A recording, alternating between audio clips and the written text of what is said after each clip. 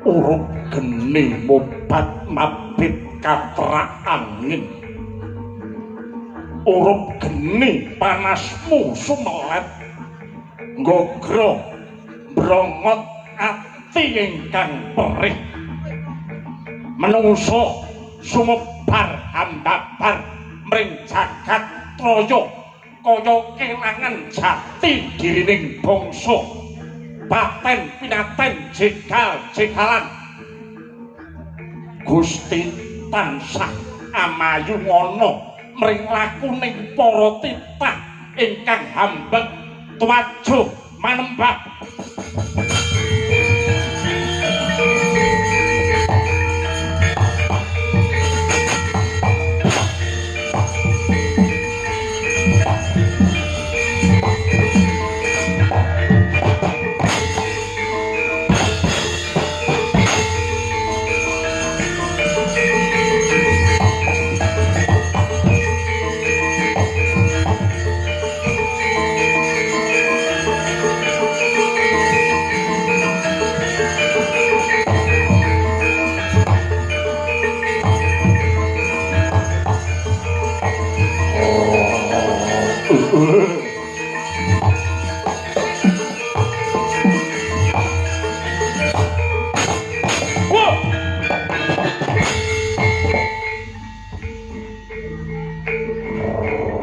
Ingsun Prabu Kala Pracana ing negara Giling Wesi katresnanku marang Bathari Supraba ora kena sinuyutan.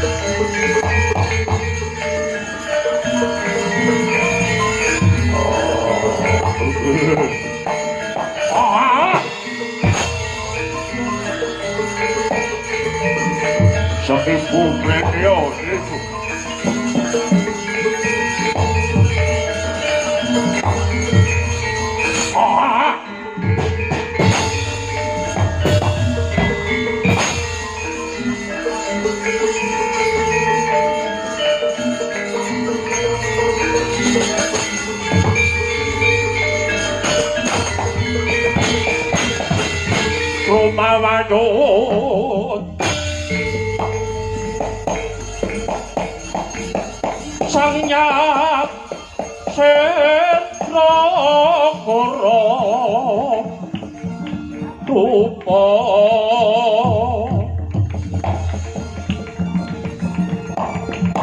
mangsos kati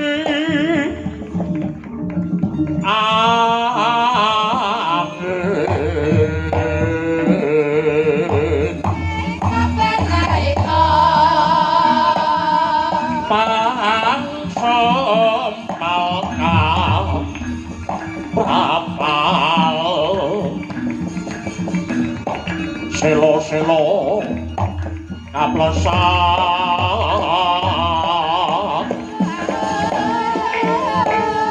sato lumayuma ngungsi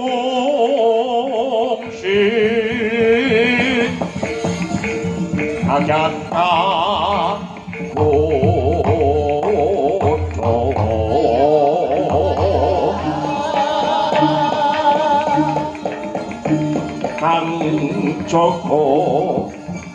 Joko Bumi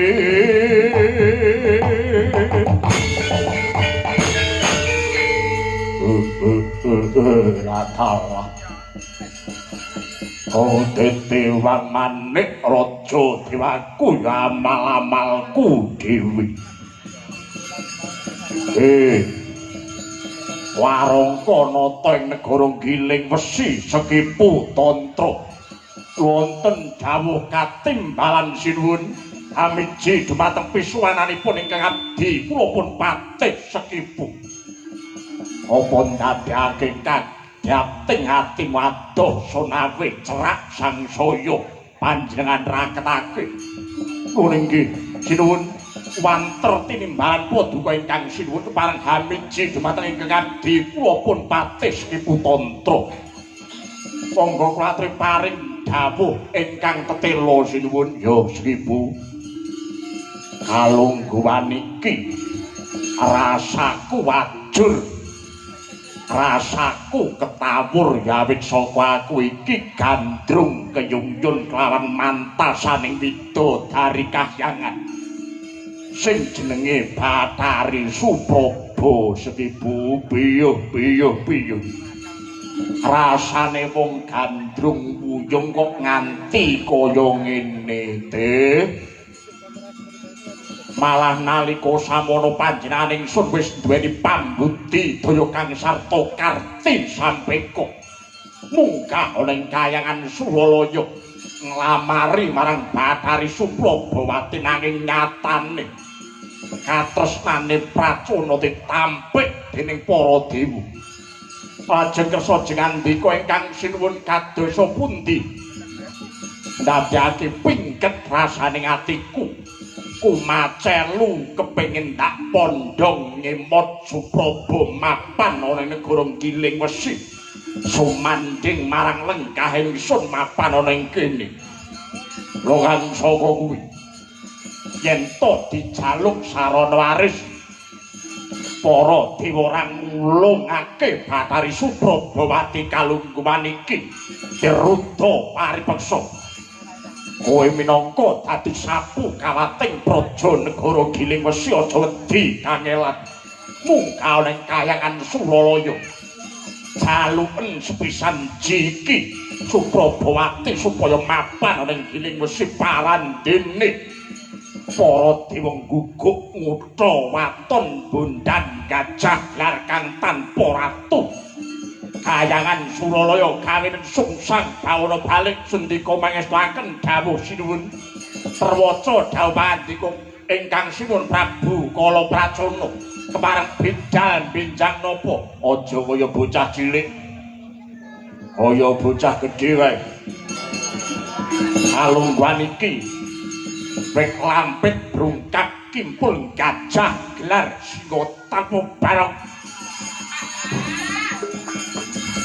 singa tanpa barong atus pundi singa barong muka ning kaya sendika iki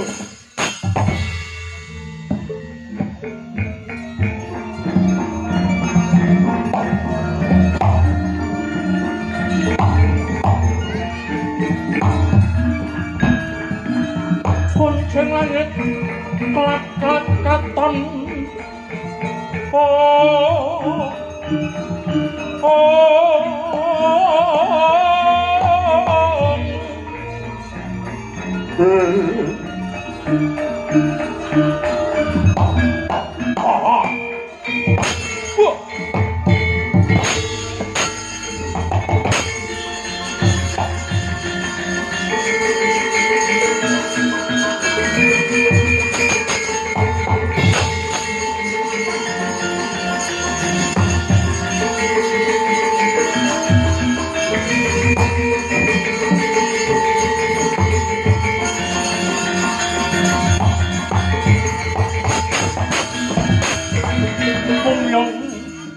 kang pratangga busekan kang salma kumpul sajuru-juru satata tancarung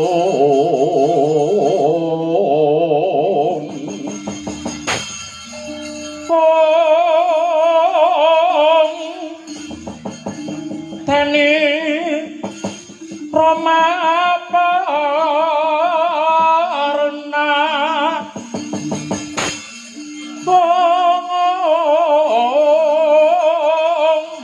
cuaca kang bendeng ungkung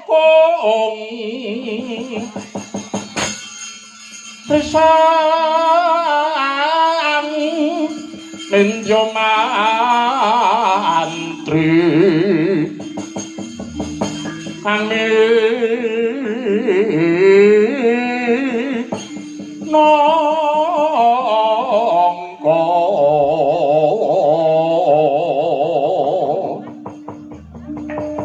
cucuking Prawadyabala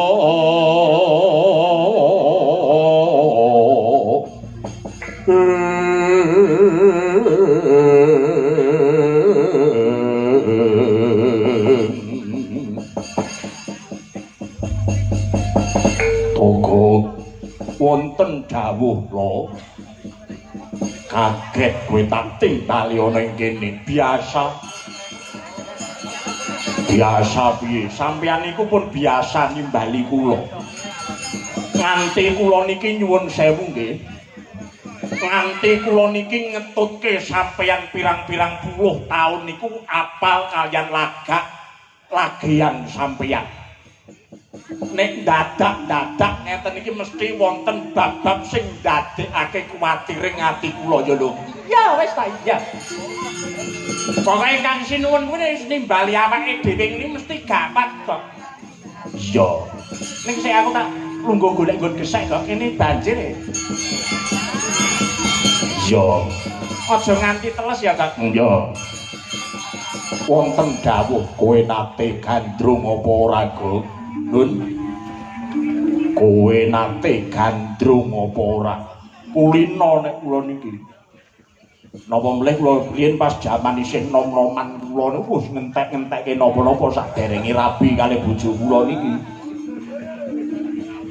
Sinten sing boten ngundangaken kebagusane togok riyen. Nek sakniki pun boten dene arep dicontoh kali adik-adik kula niku nggih sumangga resiko tanggung penumpang ngoten. Mergo nek wong sing jeneng tresna niku nek tresnane salah niku mengke iso ndadekake blai kanggone sing tresna, nek tresnane bener niku mengke iso dadi kamulyan lan kamukten niku wong tresna. Mangkane wong sakurunge rabi nika mesti digawa tenggene wong tiyang pinter, umpamane wetone niku mengke digathukne iso tiba bener niku mengke nggih bener, umpamane digathukne niku mengke ora bener nggih nyatanipun boten bener tenan. Pintere wong Jawa niku wonten mriki menika ngilmunipun ngilmu titen. Pramila saking menika ngati-ngati menawi dolanan tresna niku nggih wonten mriki menika. Menawi prinsip kula menika sik enom dintek-entekne nakale ora apa-apa, sing penting engko nek rabi dibaleni meneh. Dibaleni meneh denggelmu mlocot. Engko nek rabi duwe anak yo mari kok. Mari ning mesti ngono kuwi bakale ana momen-momen tertentu. Bakale nduduhake kumate ra ngono. Ora aku tobat tenan kuwi bojoku melu tak kepuk dasmu. Ora kok saiki HP-mu ora tau diceki bojomu kok. Ora wae sanjine kowe ngerti kok bojoku kuwi.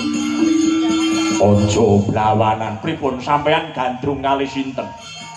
Ora ana sing tak tresnani amung kejaba mantasaning widodari sing jenenge Bathari Supraba. Nun, Bathari Supraba. Ora sampah kok ora.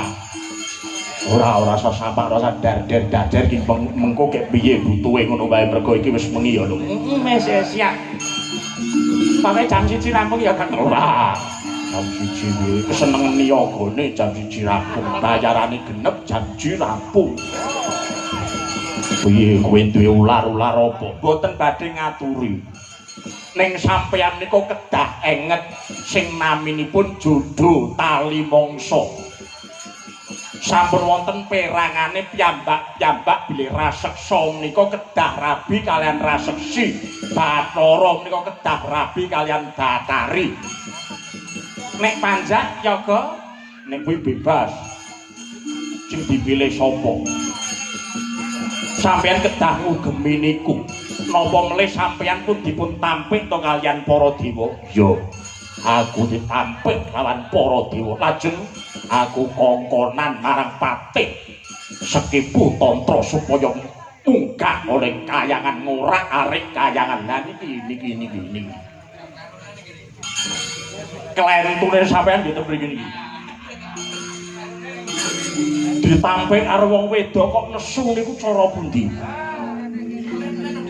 Niki malah boten ngatonaken jiwa pramila paduka. Nek ditampik kalih wong wedok niku carane pripun? Wong wedok niku genti nampa katresnan paduka. Wonten ora apa kuwi ora ditampa karo katresnane malah ora arek kayangan niki mengke bakale blai. Napa melih kados paduka nyuwun sewu. Kula kok boten dumuk paduka menika adoh kalian Gusti kang karya jagat. Paduka menika nyatanipun tebih kalian Gusti kang karya jagat menawi to bondo donya kula boten maiben. Jagat nika paduka gelung nika saged nanging menawi to babagan katresnan. Kamangka ingkang paduka tresnani menika boten wonten sanes amung kejawi Bathari Suprabawati kang mapanipun wonten kayangan niki angel lho. Niki angel. Dewa niku sampun ngerti napa sing dadi tindak tanduke menungsa, ngoten. Napa melih sing jenenge Gudha nyuwun sewu. sing jenenge Godha menika mboten mawas asor luhuring derajat lan semat ning kabeh menika dipun coba dipun godha. Sing sugih ya dicoba, sing mlarat ya dicoba. Sing sugih ora kuat cobane, gelem korupsi, gelem nyelingkuhke dhuwit negara. Wong mlarat ora kuat cobane, gelem nyolong jupuk patone iso mangan. Wong lanang bagus niku nggih dicoba, wong wedok ayu nggih dicoba. Wong lanang bagus ora kuat cobane, gelem nindakake lan gelem nindakake harganing hawa nepsu. Wong wedok ayu ora kuat cobane, rame 300.000. Sepi yo 50.000 niku tembi geni. Murah men kok 50 kok murah men. Kowe meneng. Dina iku ora sata rasane atiku. Pokoke iki mengko ana sing guyu siji, ya ta guyu pisan entuk rokok gru sakler. Suwe malah tombok dhewe iku. Dina iki aku tetep beguguk utawaton tresnani Bathari Suprabawati munggah ning kayangan. Alungane yen to pancen kowe ora gelem ngetutake tindake Prabu Kala Pracana kuwi mapan ana kene wae. Aku ora mbok tutke ora pateken. Yakin ora tak tutke ora apa-apa. Nani. Nyapa to nyetrum nyapa to. Tongkok barang iki kudu dipangan terus mi. Iya. Angger aku ora mayang aku mesti ngetutke kowe wis to tenang ae. Munggah ning kayangan harus susah karo kali.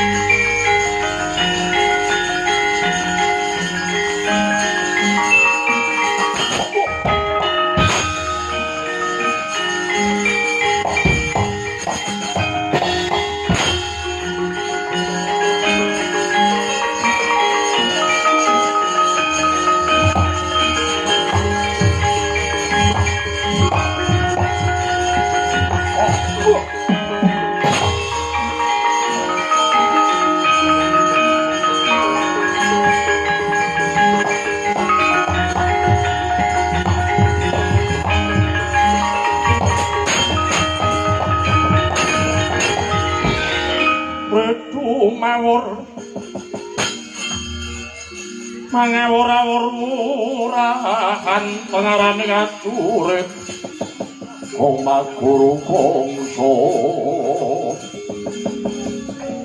tatakaya putula perpandriting turang gesti yang tuaca kang kekitir perkata ingkang dojo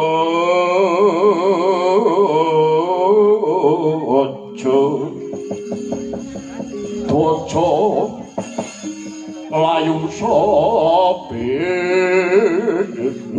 latal dawuh pangandikane Sinun Prabu Kala Pracana supaya mungkah ning kahyangan Suralaya bakal tak jaluk sepisan kas Bathari Supraba para dewa ing kahyangan kalungwan dina iki kowe ra ngulungake Bathari Supraba ora mung Bathara Guru sing tak unta ing kahyangan Suralaya bakal mapan ning sadroning wadukku kene.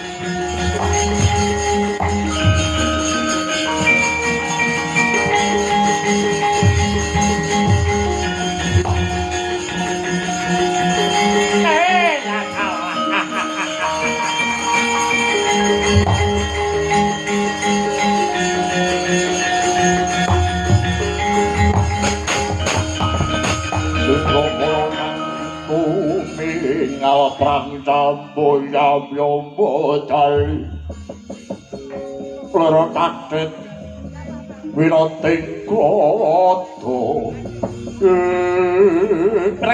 kenyang pak pong buk bolok kali jodhe sapa sing gawe adah bakso jenenge rombong rambut dawa jenenge gondrong anak druwa jenenge grandhok bojo ayu moblong-moblong tinggal jagong cengklak. Ora ngene.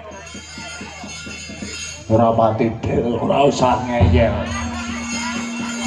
Ora ada sing penting ngeyel. Mriko pukulun Bathara Narada. Ya, ngira model sing kaya teko ya kuwi niki ya pukulun Bathara Narada. Kaya ngene baguse pukulun Bathara Sambo kan ya ora ana. Wonten dawuh kados pundi paduka ngasta jabang bayi kang taksih abid ya aku ngerti ulun ngerti karamonto kita munggah ning kahyangan Suralaya iki ora ana liya mung kejaba bakal ngrabekke Gusti sesembahan sing jenenge Prabu Kala Pracana ngono ta niki leres dawuh pangandika paduka ning ora segampang kuwi anak mbiyen kalungguhan iki ora mung kuwi sing dadi punagine para dewa maragake pidhangetna dawuh ulun Gusti sesembahan Kala Pracana isa apa kuwi jenenge dadi bojone Bathari Supraba yen to kowe cilike isa ndadekake tatune bocah iki gedhen iso mateni bayi sing tak aturake marang kowe iki kowe bisa mateni jabang metu ora mung Bathari Supraba ning kahyangan pendhira iki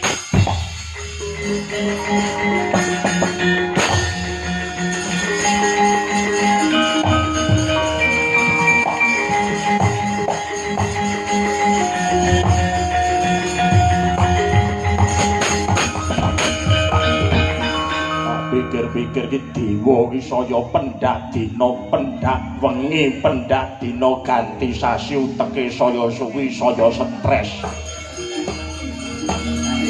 Nalika sawana Sinun Prabu Kala Pracana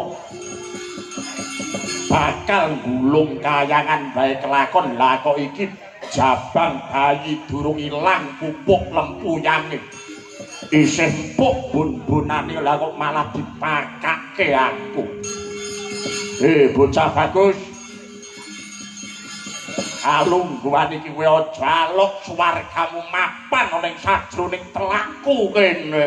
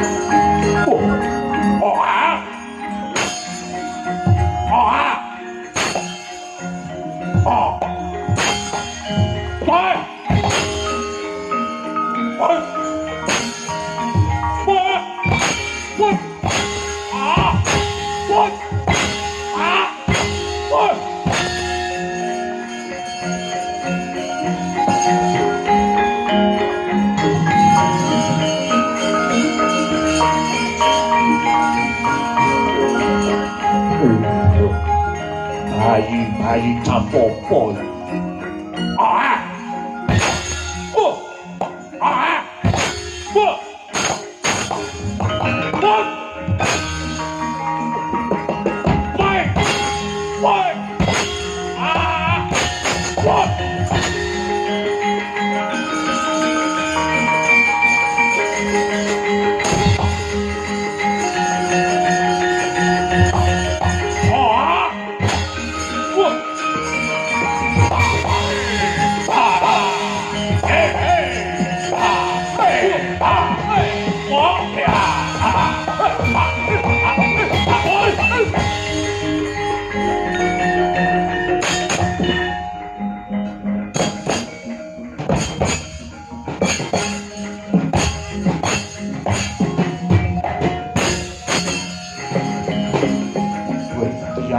Bayi wong batang.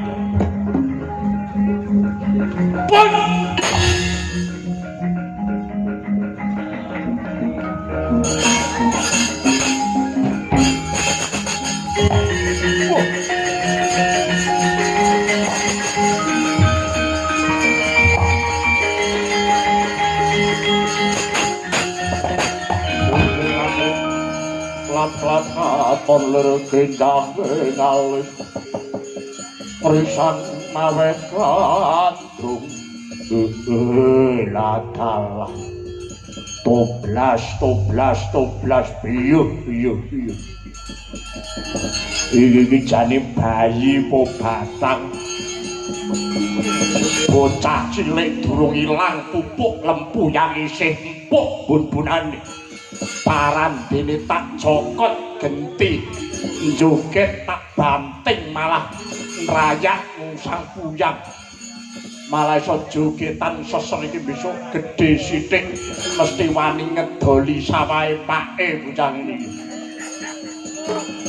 Lah salah dewa aku ora sudi nandingi kribane bocah bayi kaya ngene. Para kake pungsaku ora ana liya sisa babak kawan kribane patih Sekepu dewa.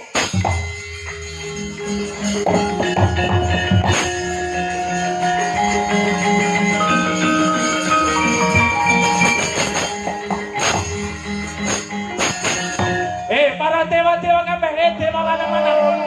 Dewa-dewa. Sing rada banter dewa-dewa. Para widodari. Pisangan para widodari. Jane widodari kok kena to. Kalungguhan iki mara gagik cawiske. Kawah candra dimuka ditatur cabang tuwa.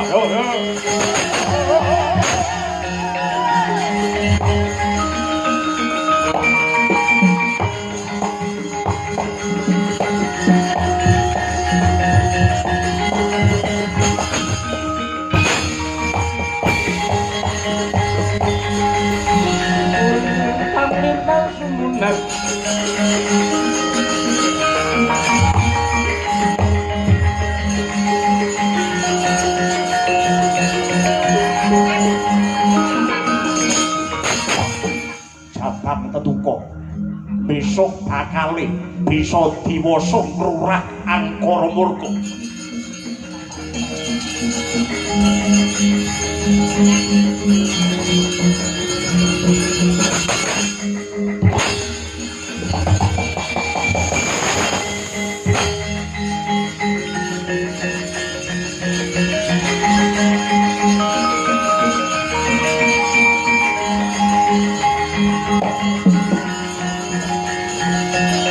Ojo catut to, Bir.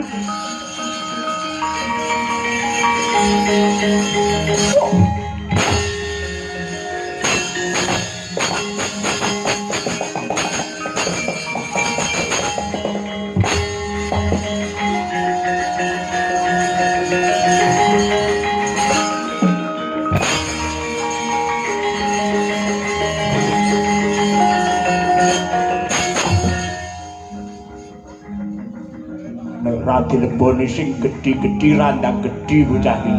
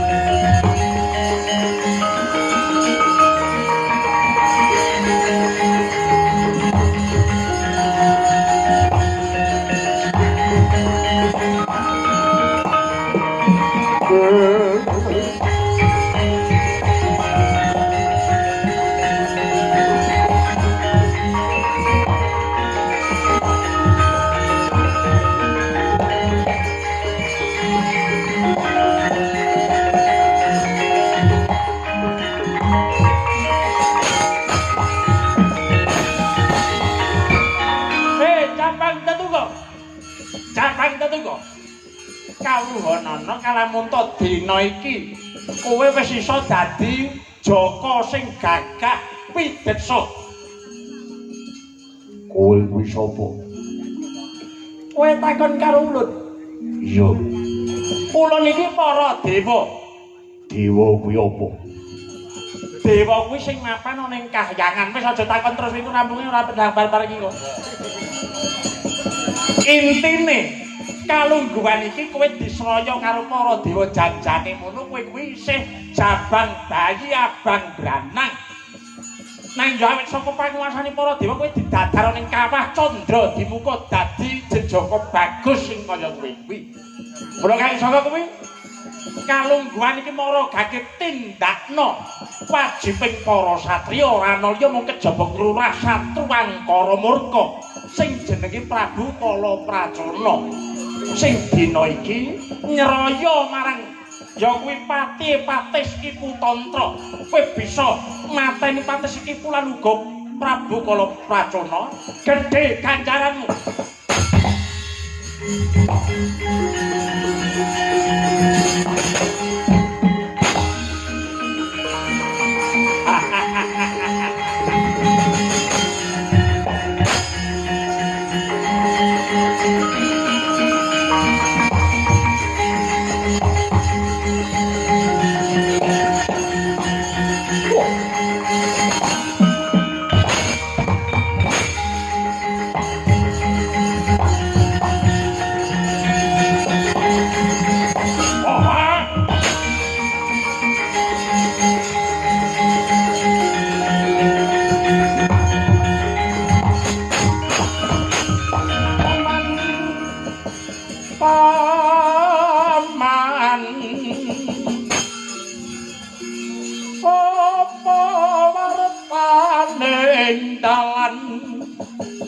Dalan akeh wong mati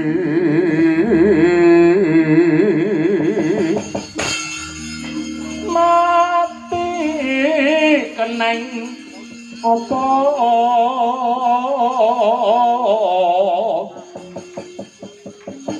mati den kaniyaya suta caca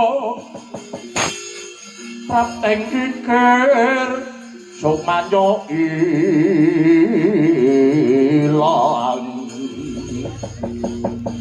rakanyo wis ngalinteng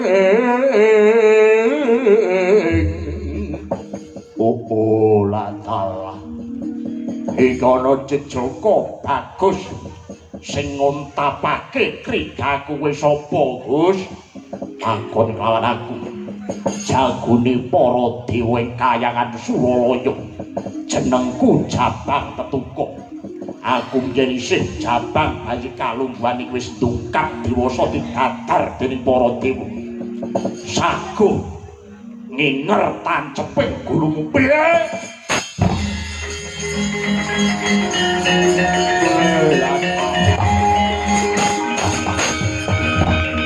kowe saiki jujur tak takoni apa kakeyan utangmu ning bank bocah kaya dapurmu wani nantang marang Patih Sekipu Tantra alungguhan iki mara gagene buktek aku apa kowe sing jengkelan sirahe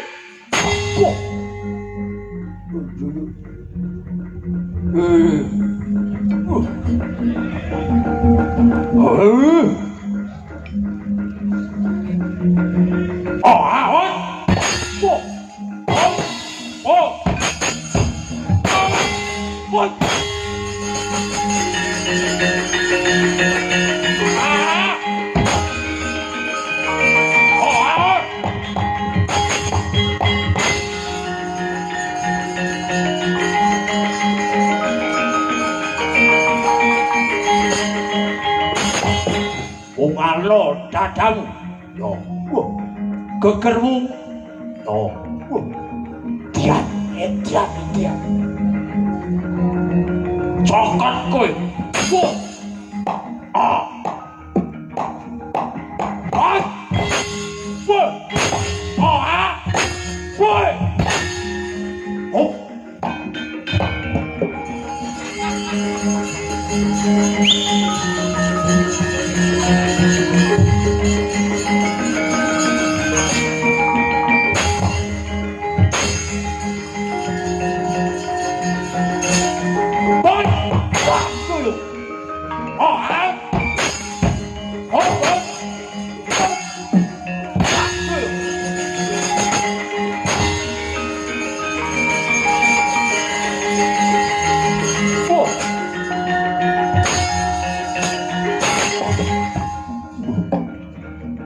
bocah iku. Wah! Pon! Wah!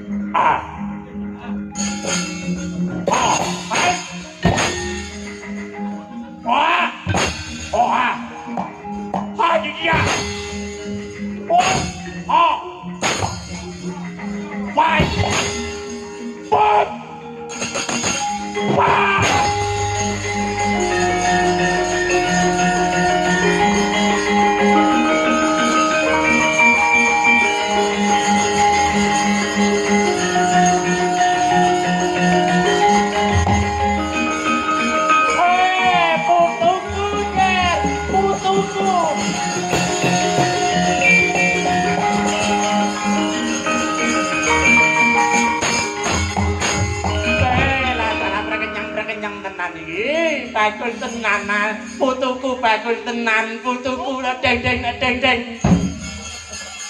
Bagus tenan kowe, Ger, bagus. Ini tangane ya aja malah kering ngono kuwi. Lagi iso mateni buta tangane malah kering, kowe udane pucet ngono. Kowe wis iso mateni Patis Ki Putantra sing dayane kasektene ngungkuli titah-titah liyane. Iki mau kamane.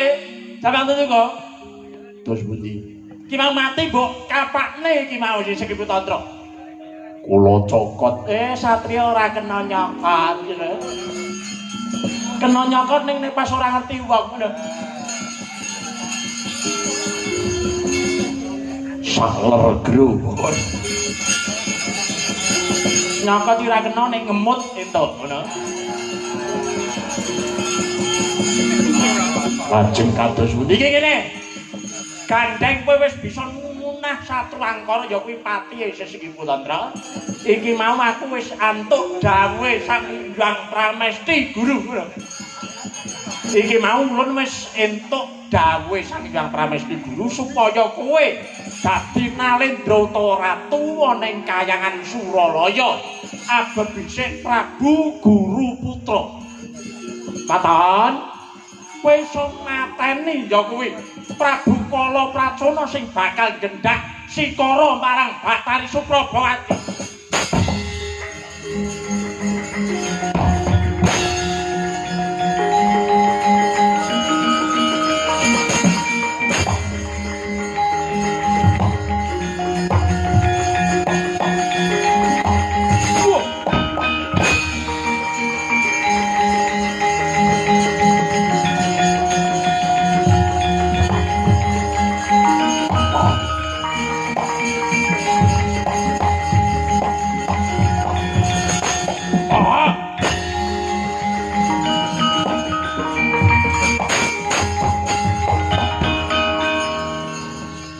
Bagus sapa sing dadi jenengmu?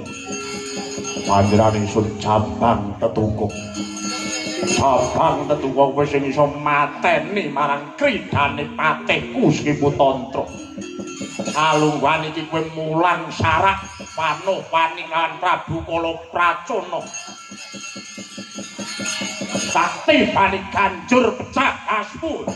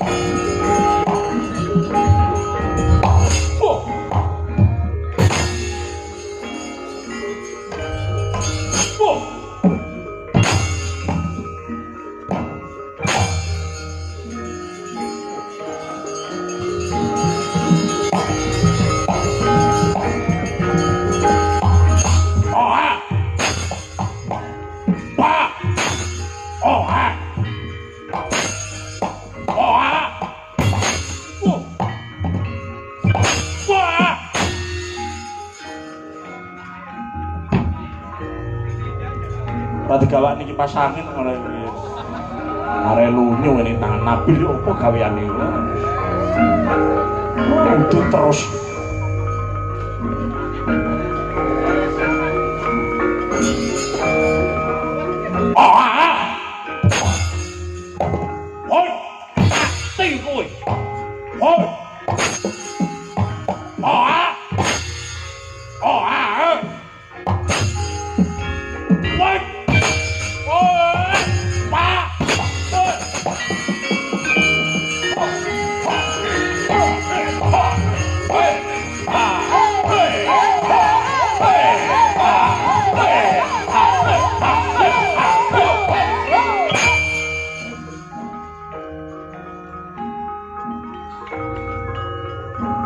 kalau sabetanku tidak begitu bagus, kamu jangan kecewa ya istriku.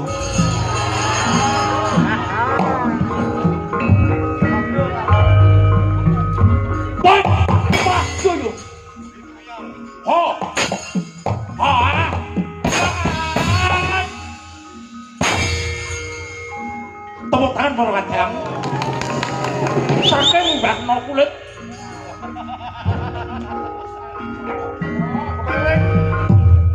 Aduh, aku malah ketiban campur.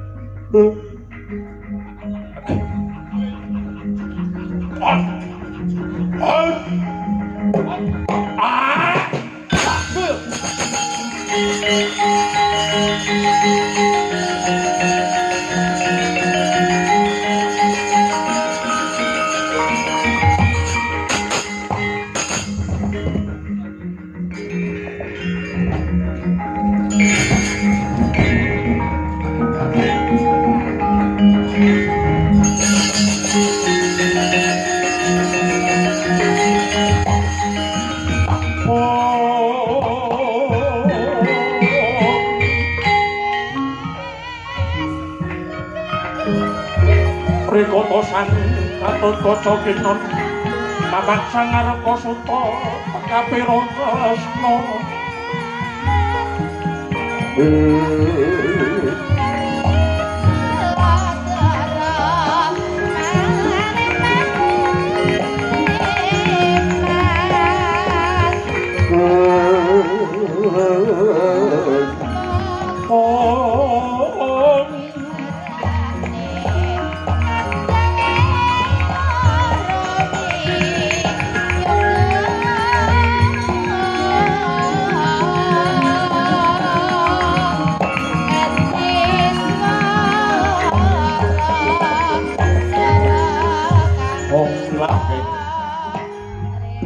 Marcono sidam sekaring bawana langgeng jabang tetuko wonten dawuh katimbalan bulun dina iki ora ana liya mung kajaba panjenengan kita ingkang sembadamunah satru angkara murka ya kuwi Prabu Kala Pracona gedhe ganjaran tumrap jeneng kita kalungguhan iki sira kulup ulun paringi tetenger Raden Gatotkaca ya Prabu Guruputra kalungguhan iki ora mung saged garing tapit miwasa umuring jagung kita kulup menang mapan ana ing kayangan Suralaya jumeneng ana ing kayangan Suralaya ajejuluka Prabu Guruputra.